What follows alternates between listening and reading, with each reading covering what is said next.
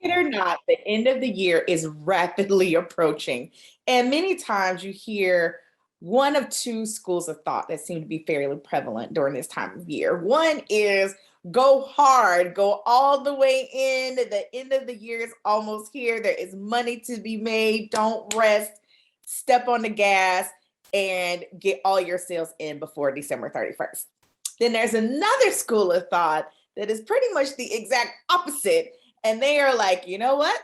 It's the end of the year, it's the holidays, it's time for family. Take your foot off the gas and let's coast until January. Wonder which school of thought you subscribe to. I'll share more.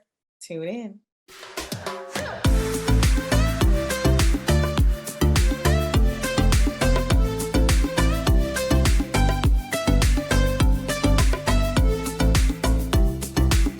So here we are in November, and in weeks, we will be experiencing Thanksgiving here in the US, and shortly after that, Christmas.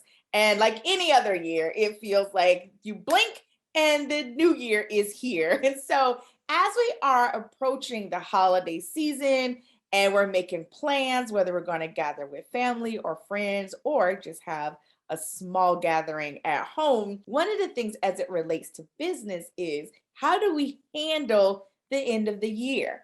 And oftentimes there are two schools of thoughts that tend to take over, how people manage the end of the year. There is school of thought number one, that is go hard. There's so much money to be made. We see that definitely demonstrated with retail, which many retail outlets have already started their Black Friday sales now. And then you also see the other side that is like it's the end of the year, slow down, the kids are out of school for the holidays, just take some time to rest, rejuvenate, and prepare for the new year ahead. Now, the thing is, I'm not here to say whether I agree or disagree with either school of thought. Honestly, it's a personal choice, and it also really depends on your business and the rhythm and flow of your business. But what I am here to encourage you to do is one, pick. Are you team A or the team one? Or I know I use numbers and letters, right? Team one or team two?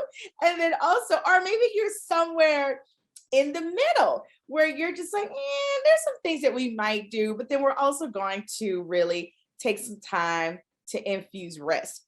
A lot of my clients and I have just been talking about what that looks like, right? Like I said, it's really up to you, your team, your vision, your business, where you are in terms of hitting your actual goals for the year and then preparing you to move forward. What we have done here at the Doyenne Agency, and we've actually decided to take this time to reassess. Q4 is for us to look at our systems and what are the things that we need to get in place in order to better support us and our goals moving into the new year. And that is one of the things we encourage all of our clients to do in Q4, whether they are team go hard, we got to get all the sales in before the end of the year, or they are like, you know what, we're going to take some time to rest and recuperate and really give ourselves some time to breathe. Because I know a lot of my clients have really been in it since the start of the pandemic. So this has been a long time to just be on 10, right? So again, doesn't really matter which one, but I would invite you to really take some time to look at your systems. What are the systems necessary? What are the sequences? What are the things in your customer service and your sales pipeline and your client retention that may need some tweaks, some adjustments, or just a little TLC, right? So tender, love, and care, where you just need to go in and take a look at those things and maybe make some adjustments so they are better aligned, but also they're in a position to better support you as you're moving forward. Because guess what? If you're on team one and you're like, hey, we're going all in Q4 because by the end of the year, we have a goal and we plan to hit it, great. But are your systems ready for an influx of new clients? You're onboarding. Are they ready to be welcomed? Agreements in place, all of that good stuff. Or if you're like, hey, I'm going to rest and put my feet up and go sip some Mai Tais on a beach, fabulous, send pics. And of course, what are your systems doing? Your systems can still be in place to nurture, to start seeding or sharing or giving some sneak peeks into what may be coming in the new year.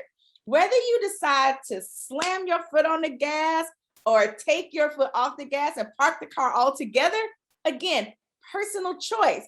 But I encourage you that no matter what, take time to look at your systems. Sales systems are there to really support you, but then also to take some things off of your plate. And it doesn't take long to do a quick audit to get some clarity around things that could be better, and then work with your team to help get those things fixed and or in place so that next year, smooth sailing. And if you would like support with that, we at the Doyenne Agency would love the opportunity to support you in that. There are a couple different ways that we work with our clients. We invite you to check us out at one of our information sessions. Great way to learn more about what we do, how we can best support you, what that investment may look like, all of that good stuff. So click the link below, find out when our next session will be held, and we would love to have you come visit with us to learn more about how we can help you in building your team, being better at sales, or getting those systems in place. I'm Dr. Nadia signing off. I'll see you soon.